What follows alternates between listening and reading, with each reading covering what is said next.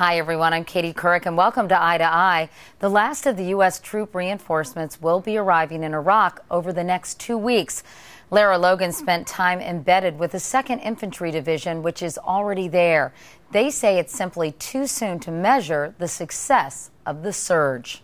Effective on these strikers alone. Everybody just wants to know, is the surge working? Is the surge working? I think we're going to be walking up that way. Is it working? That's a great question. I think it is. Okay. All right. Why? Good. Well, the main point of the surge here in Baghdad is to provide security for the population. And attacks on civilians have dropped off dramatically since we started the surge. I don't know what the figures are, but... Except last month they went back up again. Not to the previous levels, they're still lower than at the beginning of the year, but even General Petraeus has said he's concerned that the cycle of violence has resumed in parts of Baghdad. The attacks or the attacks on civilians? Attacks on civilians. Number of executed civilians has gone up again. Last month it went up. Well, when the enemy is not going to just sit still for us to implement our plan. He's going to fight back for a bit, you know. And my view is the surge is working. I think we will be successful in securing Baghdad. That's what I think. Securing the population in Baghdad. It takes time. The surge really has just gotten started. And there seems to be a lot of impatience about, well, how's it working, how's it working? The last brigade of the surge forces is still just arriving here.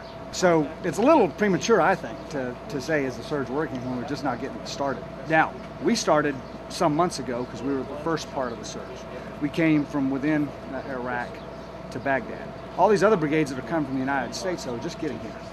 And so I think we got to give it some time to work. You know, we're just not getting our forces positioned. Really. What do you think? What should people back home be looking for as signs that we are making progress? That's a great question. Okay, well, I think a reduction in violence overall in the city.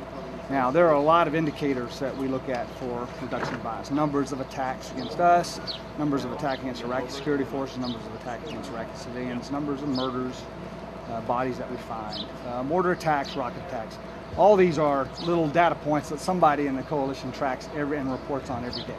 So I think you're looking at an overall reduction of violence. Will some of these still remain high? Yeah, because it's really hard to get after all of these problems at one time.